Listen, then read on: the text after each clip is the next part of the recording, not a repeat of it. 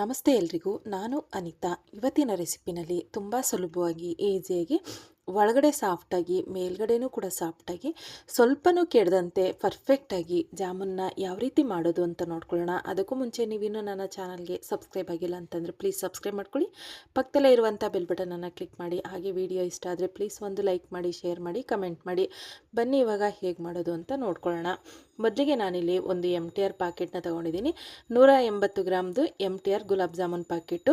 ಇವಾಗ ಅದನ್ನು ಒಂದು ತಟ್ಟೆ ಒಳಗಡೆ ಹಾಕ್ಕೊಳ್ತಾ ಇದ್ದೀನಿ, ಅಂದರೆ ಒಂದು ಪ್ಲೇಟ್ ಒಳಗಡೆ ಹಾಕ್ಕೊಳ್ತಾ ಇದ್ದೀನಿ. ಇದನ್ನು ನಾನು ಪೂರ್ತಿಯಾಗಿ ಹಾಕ್ಕೊಳ್ತಾ ಇದ್ದೀನಿ. ಇದಕ್ಕೆ ಯಾವುದೇ ಒಂದು ಎಣ್ಣೆ ಆಗಲಿ ತುಪ್ಪ ಆಗಲಿ ಹಾಕ್ಕೊಳ್ಳೋದು ಬೇಡ. ಹಾಗೆಯೇ ಮೊದಲಿಗೆ ಸ್ವಲ್ಪ ಗಂಟು ಥರ ಇರುತ್ತೆ, ಅದನ್ನು ಕೈಯಲ್ಲಿ ಈ ರೀತಿ ಒಡ್ಕೊಳ್ಳೋಣ. ಅದಾದಮೇಲೆ ನಾನು ಸ್ವಲ್ಪನೇ ನೀರು ಹಾಕ್ಕೊಂಡು ಕಲಿಸ್ಕೊಳ್ತೀನಿ. ಇದಕ್ಕೆ ಹಾಲು ಕೂಡ ಹಾಕ್ಕೊಳ್ಳೋದು ಬೇಡ. ಹಾಗೆಯೇ ನಾವು ಜಾಮೂನ್ನ ಯಾವ ರೀತಿ ಮಾಡ್ಕೊಳ್ಳೋದು ಅಂತ ತೋರಿಸ್ತೀನಿ ನೋಡಿ. ಸ್ವಲ್ಪನೇ ನೀರು ಹಾಕ್ಕೊಳ್ಬೇಕು. ಒಂದು 2 ಡ್ರಾಪ್ ಅಷ್ಟು ನೀರು ಹಾಕ್ಕೊಂಡು ಒಂದು ಸ್ಪೂನ್ ಇಟ್ಕೊಳ್ಳಿ. ಒಂದು ಸ್ಪೂನಲ್ಲಿ ಅಳತೆ ಪ್ರಕಾರ ಒಂದು 2 ಸ್ಪೂನ್ ನೀರು ಹಾಕ್ಕೊಳ್ಳಿ ಸಾಕು. ಅಷ್ಟು ಹಾಕ್ಕೊಂಡ್ರೆ ಒಂದು 3 ಸರಿ ನೀರು ತಗೊಳುತ್ತೆ ಅಷ್ಟೇ, ತುಂಬ ನೀರು ತಗೊಳ್ಳೋದಿಲ್ಲ. ಸ್ವಲ್ಪನೇ ನೀರು ಹಾಕ್ಕೊಂಡು ಕಲಿಸ್ಕೊಳ್ಳಿ. ನಿಮಗೆ ಅದಾಗ ಗೊತ್ತಾಗುತ್ತೆ ಯಾವ ರೀತಿ ಬರಬೇಕು ಅಂದರೆ ಚಪಾತಿ ಹಿಟ್ಗಿಂತ ಸ್ವಲ್ಪ ತೆಳ್ಳಗೆ ಬರಬೇಕು. ತುಂಬ ಗಟ್ಟಿಯಾಗಿ ಮಾಡ್ಕೊಳಕ್ಕೆ ಹೋಗ್ಬಿಡಿ. ಚಪಾತಿ ಹಿಟ್ಗಿಂತ ಸ್ವಲ್ಪ ತೆಳ್ಳಗೆ ಬರಬೇಕು. ಇವಾಗ ನೋಡಿ, ನಾನು ಕೂಡ ಒಂದು 3 ಸರಿ ಈ ರೀತಿ ಒಂದು 2 ಸ್ಪೂನಷ್ಟು ನೀರನ್ನ ಹಾಕ್ಕೊಂಡು ಕಲಿಸ್ಕೊಂಡಿದ್ದೀನಿ. ಇಷ್ಟೇ ನನಗೆ ನೀರು ತಗೊಂಡಿದ್ದು, ಮತ್ತೆ ನೀರು ತಗೊಂಡಿಲ್ಲ. ಇದಿಷ್ಟನ್ನೇ ನಾನು ಚೆನ್ನಾಗಿ ಕಲಿಸ್ಕೊಳ್ತಾ ಇದ್ದೀನಿ. ಹಾಗೆಯೇ ಮುಷ್ಟಿನ ಅದ್ಮಿ ನಾವು ಹಿಟ್ಟನ್ನು ಕಲಿಸ್ಕೊಳ್ಬಾರ್ದು, ಸಾಫ್ಟಾಗಿ ಕಲಿಸ್ಕೊಳ್ಬೇಕು. ನೋಡಿ ಈ ರೀತಿ ನಾನಿವಾಗ ತೋರಿಸ್ತೀನಿ ನಿಮಗೆ ಯಾವ ರೀತಿ ನಾನು ಒಳಗಡೆ ಲೇಯರ್ ಬಂದಿದೆ ಅಂತ ಹೇಳಿ. ಇವಾಗ ನಾವು ತಟ್ಟೆಲಿ ಪ್ಲೇಟಲ್ಲಿ ಕಚ್ಕೊಂಡಿರುತ್ತಲ್ಲ, ಅದನ್ನೆಲ್ಲ ಈ ರೀತಿ ಮಾಡಿದ್ರೆ ಅದು ಓಪನ್ ಆಗಿಬಿಡುತ್ತೆ. ಇವಾಗ ನೋಡಿ, ನಾನು ಕೂಡ ಈ ರೀತಿ ಕಲಿಸ್ಕೊಂಡು ತೊಗೊಂಡಿದ್ದೀನಿ. ಇದಕ್ಕೆ ಯಾವುದೇ ಎಣ್ಣೆ ಆಗಲಿ ತುಪ್ಪ ಆಗಲಿ ನಾನು ಹಾಕ್ಕೊಂಡಿಲ್ಲ. ನಿಮಗೆ ಕೈಗೆ ತುಂಬ ಅಂಟುತ್ತಾ ಇದೆ ಅಂದರೆ ಒಂದೇ ಒಂದು ಡ್ರಾಪ್ ಅಷ್ಟು ಎಣ್ಣೆನ ಹಾಕ್ಕೊಳ್ಳಿ ಅಷ್ಟೇ. ಅದು ಕೈಗೆ ಹಿಟ್ಟಿಗೆ ಹಾಕೋ ಅವಶ್ಯಕತೆ ಇರೋದಿಲ್ಲ. ನಾವು ಹೀಗೇ ಕಲಿಸ್ಕೊಳ್ಬೋದು. ಬರೀ ನೀರಲ್ಲಿ ಅಷ್ಟೇ ಕಲಿಸ್ಕೊಳ್ಳೋದು, ಹಾಲೆಲ್ಲ ಹಾಕ್ಬೇಕನ್ನೋ ಅವಶ್ಯಕತೆಯೂ ಇರೋದಿಲ್ಲ.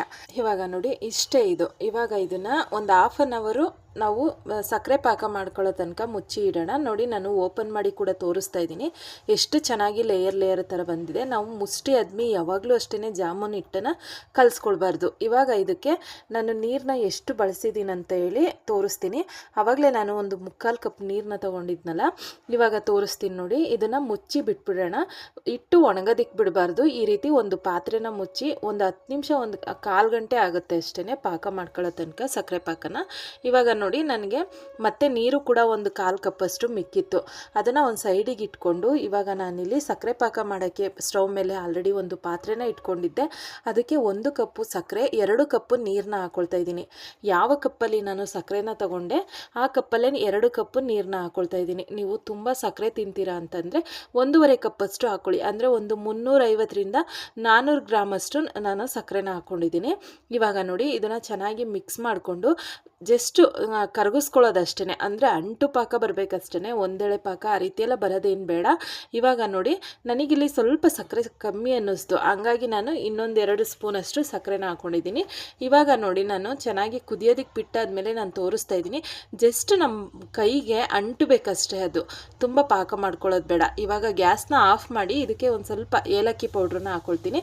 ಒಂದು ಅರ್ಧ ಸ್ಪೂನು ಏಲಕ್ಕಿ ಪೌಡ್ರನ್ನ ಹಾಕಿ ಇದನ್ನು ಸೈಡಿಗೆ ಮುಚ್ಚಿ ಬಿಡೋಣ. ಇದನ್ನು ಏನು ನಾವು ಇದಕ್ಕೆ ನಿಂಬೆಹಣ್ಣಿನ ರಸ ಹಾಕೋದಾಗಲಿ ಮತ್ತು ಏನು ಹಾಕ್ಕೊಳ್ಳೋದು ಬೇಡ.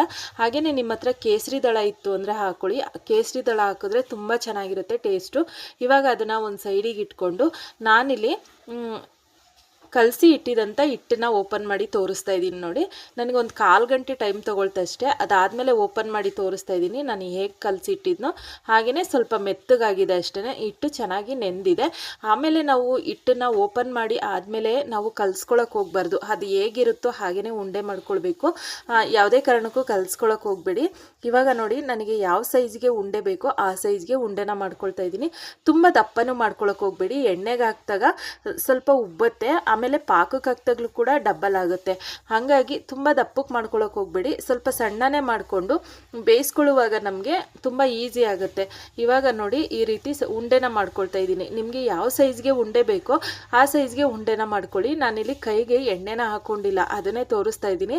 ಸ್ವಲ್ಪನೂ ಕೂಡ ಎಣ್ಣೆ ಹಾಕ್ಕೊಂಡಿಲ್ಲ. ನಿಮಗೆ ಉಂಡೆ ಮಾಡೋದು ಕಷ್ಟ ಆಗ್ತಾ ಇದೆ ಅಂತಂದರೆ ಒಂದೆರಡು ಡ್ರಾಪ್ ಎಣ್ಣೆನ ಹಾಕ್ಕೊಳ್ಳಿ, ಆಮೇಲೆ ಉಂಡೆನ ಮಾಡ್ಕೊಳ್ಳಿ, ಏನು ತೊಂದರೆ ಇಲ್ಲ. ಇವಾಗ ನೋಡಿ ನಾನು ಈ ಸೈಜ್ಗೆ ಎಲ್ಲ ಉಂಡೆಗಳನ್ನು ರೆಡಿ ಮಾಡಿ ತೊಗೊಂಡಿದ್ದೀನಿ. ಅದೇ ರೀತಿಯೇ ಎಲ್ಲ ಸೈಜ್ ಉಂಡೆಗಳನ್ನು ಮಾಡಿಕೊಂಡು ತೊಗೊಂಡಿದ್ದೀನಿ. ಇವಾಗ ಇದನ್ನು ಕರ್ಕೊಳ್ಳೋಣ. ಕರಿಯೋದಕ್ಕೆ ನಾನು ಆಲ್ರೆಡಿ ಗ್ಯಾಸ್ ಮೇಲೆ ಎಣ್ಣೆನ ಬಿಸಿಗಿಟ್ಟಿದ್ದೆ. ಇವಾಗ ಇದನ್ನೆಲ್ಲ ಉಂಡೆನ ಒಂದು ಸೈಡಿಗಿಟ್ಟು ಆಲ್ರೆಡಿ ಎಣ್ಣೆನ ಬಿಸಿಗಿಟ್ಟಿದ್ದೆ ನೋಡಿ. ಅದಕ್ಕೆ ಒಂದೇ ಒಂದು ಸ್ವಲ್ಪ ಹಿಟ್ಟನ್ನು ಹಾಕಿ ನೋಡಬೇಕು. ಅದಾದಮೇಲೆ ನಿಮಗೆ ಗೊತ್ತಾಗಿಲ್ಲ ಅಂತಂದರೆ ಈ ರೀತಿ ಒಂದು ಉಂಡೆನ ಹಾಕಿ ಅದಾದಮೇಲೆ ಸ್ವಲ್ಪ ಹೊತ್ತು ಬಿಡಿ, ಅದು ಮೇಲ್ ಬರುತ್ತಲ್ವ, ಆವಾಗ ಮಿಕ್ಕಂಥ ಉಂಡೆಗಳನ್ನು ನೀವು ಹಾಕ್ಕೊಳ್ಳಿ. ನಾನು ಇವಾಗ ನಿಮಗೆ ತೋರಿಸೋದಕ್ಕೆ ಅಂತ ಹೇಳಿ ಒಂದು ಉಂಡೆನ ಹಾಕಿ ಆಮೇಲೆ ನಾನು ಮಿಕ್ಕಂಥ ಉಂಡೆಗಳನ್ನ ಹಾಕ್ಕೊಳ್ತಾ ಇದ್ದೀನಿ. ಹಾಗೆಯೇ ನಾವು ಈ ಉಂಡೆಗಳನ್ನ ಹಾಕುವಾಗ ಒಂದಕ್ಕೊಂದು ಟಚ್ ಆಗಬಾರ್ದು. ಯಾಕೆ ಅಂದರೆ ಜಾಮೂನ್ ಉಂಡೆಗಳು ತುಂಬ ಸಾಫ್ಟಾಗಿರುತ್ತೆ, ಅದು ಒಂದಕ್ಕೊಂದು ಟಚ್ ಆದರೆ ಓಪನ್ ಆಗುತ್ತೆ, ಬಾಯಿ ಬಿಟ್ಕೊಳ್ಳೋ ಥರ ಇರುತ್ತೆ. ಹಂಗಾಗಿ ಒಂದಕ್ಕೊಂದು ಟಚ್ ಆಗಬಾರ್ದು. ನೋಡಿ ನಾನು ಕೂಡ ಹಾಕಿದ್ಮೇಲೆ ಒಂದು ಸ್ವಲ್ಪ ಹೊತ್ತು ಕೈ ಆಡಿಸಿಲ್ಲ, ಕೈ ಆಡ್ಸೋಕ್ಕೆ ಹೋಗಬಾರ್ದು. ಅವೆಲ್ಲ ಮೇಲೆ ಬಂದು ಸ್ವಲ್ಪ ಫ್ರೈ ಆಗಬೇಕು. ಒಂದು ಸೈಡ್ ಸ್ವಲ್ಪ ಫ್ರೈ ಆದಮೇಲೆ ಈ ರೀತಿ ಉಲ್ಟಾ ಮಾಡಿ ಫ್ರೈ ಮಾಡ್ಕೊಳ್ತಾನೆ ಇರಬೇಕು. ಒಂದೇ ಸರಿ ಉಲ್ಟಾ ಮಾಡಿ ಬಿಟ್ಬಿಡಕ್ಕೆ ಹೋಗಬೇಡಿ. ಒಂದು ಸೈಡು ವೈಟ್ ಬರುತ್ತೆ, ಒಂದು ಸೈಡು ಕಪ್ಪಾಗಿರುತ್ತೆ, ಚೆನ್ನಾಗಿರಲ್ಲ. ಈ ರೀತಿ ಕೈ ಆಡಿಸ್ಕೊಂಡು ನಾನು ಕೂಡ ಒಂದು 2 ನಿಮಿಷ ಉರಿನ ಮೀಡಿಯಂ ಫ್ಲೇಮಲ್ಲೇ ಇಟ್ಕೊಂಡು ಫ್ರೈ ಮಾಡ್ಕೊಳ್ಬೇಕು. ಐ ಫ್ಲೇಮಲ್ಲಿ ಇಟ್ಕೊಳ್ಳೋಕೆ ಹೋಗ್ಬೇಡಿ. ನೋಡಿ ಈ ರೀತಿ ಕಂದು ಬಣ್ಣ ಬರಬೇಕು, ಬಣ್ಣ ಚೇಂಜ್ ಆಗೋ ತನಕ ಫ್ರೈ ಮಾಡಿಕೊಂಡು ಉರಿನ ಮೀಡಿಯಂ ಫ್ಲೇಮಲ್ಲಿ ಇಟ್ಕೊಂಡು ಕೊನೆ ತನಕ ಈ ರೀತಿ ಫ್ರೈ ಮಾಡ್ಕೊಂಡಿದ್ದಾದಮೇಲೆ ನಾನಿಲ್ಲಿ ಒಂದು ಪ್ಲೇಟ್ಗೆ ಎಲ್ಲದನ್ನು ತೆಗೆದು ಇಟ್ಕೊಳ್ತಾ ಇದ್ದೀನಿ. ಇದೇ ಒಂದು ವಿಧಾನದಲ್ಲಿ ಎಲ್ಲ ಜಾಮೂನು ಕೂಡ ಬೇಯಿಸ್ಕೊಂಡು ತಗೊಂಡಿದ್ದೀನಿ ನೋಡಿ. ಇವಾಗ ಮಾಡ್ಕೊಂಡಿರುವಂಥ ಸಕ್ಕರೆ ಪಾಕದೊಳಗಡೆ ಹಾಕೊಳ್ಳೋಣ. ಪಾಕದೊಳಗಡೆ ಹಾಕುವಾಗ ಸ್ವಲ್ಪ ಬಿಸಿ ಇರಲಿ ಉಂಡೆಗಳು, ತುಂಬ ತಣ್ಣಗಾಗೋ ತನಕ ಬಿಡಬೇಡಿ. ಸ್ವಲ್ಪ ಬಿಸಿ ಇರುವಾಗ ಹಾಕಬೇಕು, ಆವಾಗ ಜಾಮೂನು ಪಾಕನ ಚೆನ್ನಾಗಿ ಎಳ್ಕೊಳ್ಳುತ್ತೆ. ಇವಾಗ ನೋಡಿ ಇದನ್ನೆಲ್ಲ ಉಂಡೆಗಳನ್ನೆಲ್ಲ ಸಕ್ಕರೆ ಪಾಕದೊಳಗಡೆ ಹಾಕಿದ್ಮೇಲೆ ಚೆನ್ನಾಗಿ ಒಂದ್ಸರಿ ಮಿಕ್ಸ್ ಮಾಡ್ಕೊಳ್ಬೇಕು. ಮಿಕ್ಸ್ ಮಾಡಿ ಇದನ್ನು ನಾನು ಒಂದು ನೈಟ್ ಪೂರ್ತಿಯಾಗಿ ಬಿಟ್ಟಿದ್ದೆ. ನಿಮಗೆ ಟೈಮ್ ಇಲ್ಲ ಅಂತ ಹೇಳಿದ್ರೆ 1-2 ಅವರ್ ಬಿಡಿ ಸಾಕು. ಇವಾಗ ನೋಡಿ ನಾನು ಕೂಡ ಮುಚ್ಚಿ ಒಂದು ನೈಟ್ ಪೂರ್ತಿಯಾಗಿ ಬಿಡ್ತೀನಿ. ಅದಾದಮೇಲೆ ಓಪನ್ ಮಾಡಿ ತೋರಿಸ್ತೀನಿ ಎಷ್ಟು ಚೆನ್ನಾಗಿ ಜಾಮೂನ್ ರೆಡಿಯಾಗಿದೆ ಅಂತ. ಸಕ್ಕರೆ ಪಾಕ ಹಿಡಿದು ತುಂಬ ಚೆನ್ನಾಗಿ ಸಾಫ್ಟಾಗಿರುವಂಥ ಜಾಮೂನು ರೆಡಿಯಾಗಿರುತ್ತೆ. ಒಳಗಡೆ ಗಂಟು ಇಲ್ದಂಗೆ ಸಾಫ್ಟಾಗಿರುವಂಥ ಜಾಮೂನ್ನ ನಾನು ತೋರಿಸಿರುವಂಥ ವಿಧಾನದಲ್ಲಿ ನೀವು ಮಾಡಿದ್ದೆ ಆದರೆ ಪರ್ಫೆಕ್ಟಾಗಿ ನೀವು ಜಾಮೂನ್ನ ಮಾಡ್ಕೊಳ್ಬೋದು. ಹಾಗೆಯೇ ಎಲ್ಲಿನೂ ಕೂಡ ಒಡೆಯೋದಿಲ್ಲ. ಹಾಗೆಯೇ ನಾವು ಪಾಕಕ್ಕೆ ಹಾಕಿದ್ಮೇಲೂ ಕೂಡ ಅವು ಓಪನ್ ಆಗೋಲ್ಲ, ಅಷ್ಟು ಚೆನ್ನಾಗಿರ್ತವೆ.